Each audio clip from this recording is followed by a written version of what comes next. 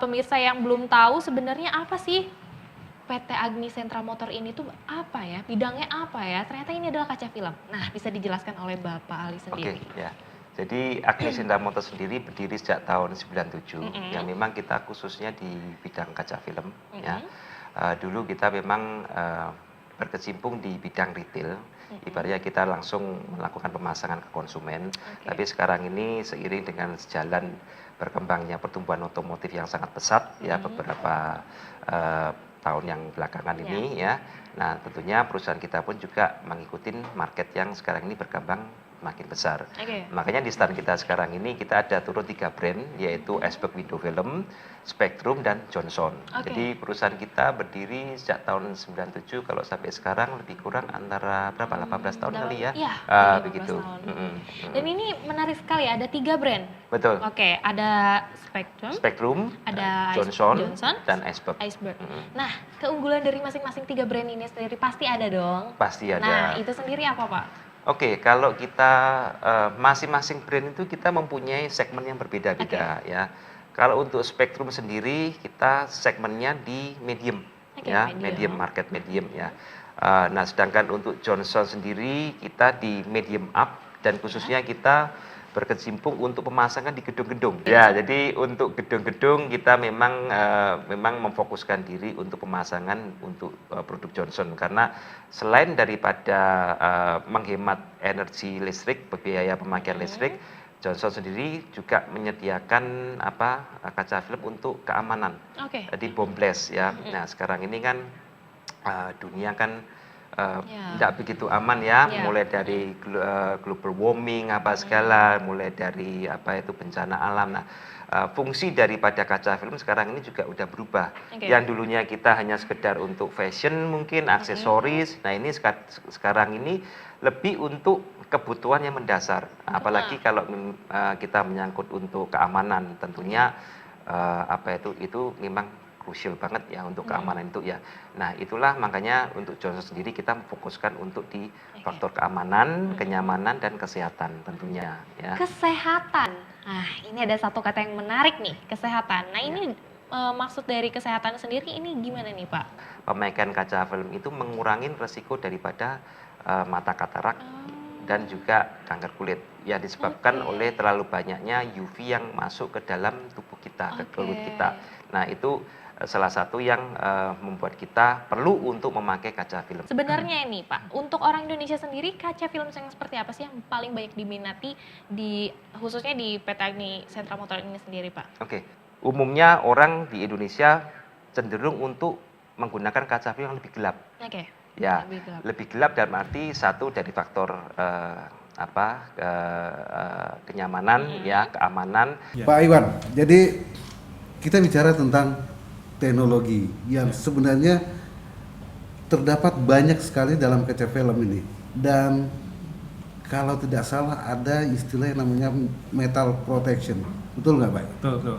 Yang tepat mungkin metal film teknologi. Jadi beberapa manufaktur kaca film itu salah satu proses manufaktur dari kaca film yang cuma selembar tipis tadi adalah menambahkan unsur metal dengan tujuan awalnya memang dia untuk merefleksikan sinar matahari, sehingga saat dia sudah masuk ke dalam kabin akan tercipta suatu kondisi yang nyaman.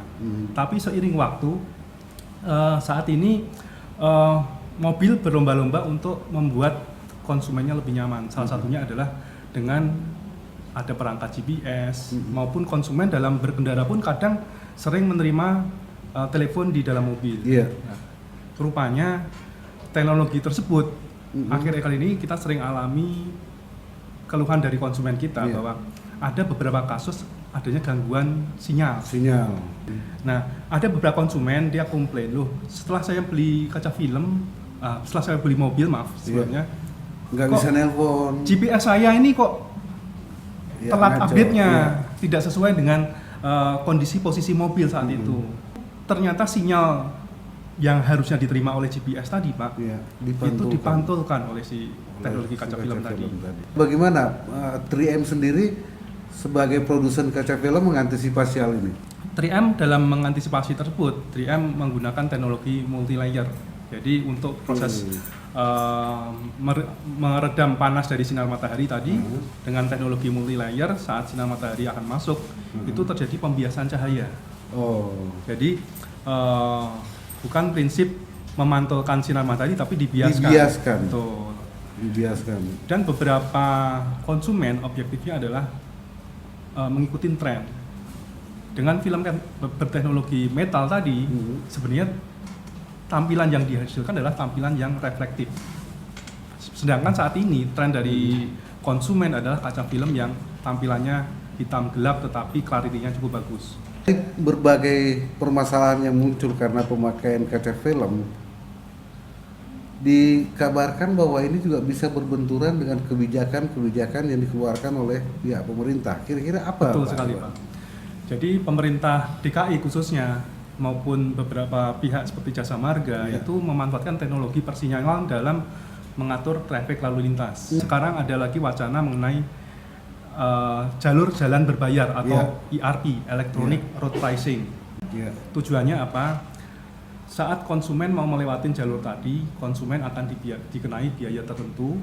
Ujung-ujungnya konsumen akan berpikir untuk beralih ke moda transportasi umum. Nah, korelasi tadi antara kebijakan, misalnya kita bicara tentang ERP, kemudian ada di satu sisi kaca film. Apakah ini dengan penggunaan kaca film yang salah misalnya atau tidak tepat, apa dampaknya terhadap kebijakan seperti ini, Pak Iwan? Betul sekali, Pak. Jadi sekarang produk kaca film banyak sekali, dan kalau konsumen tidak diedukasi dengan benar, ujung-ujungnya konsumen akan salah pilih produk kaca film, yang akhirnya justru mereka sendiri mendapatkan kendala saat dia berkendara di Jakarta khususnya. Mungkin tidak terbaca ya jadinya. Jadi sinyal yang jadi mungkin saya ulas dulu mengenai sistem ERP. ERP tadi khususnya di Jakarta akan memanfaatkan teknologi radio frekuensi.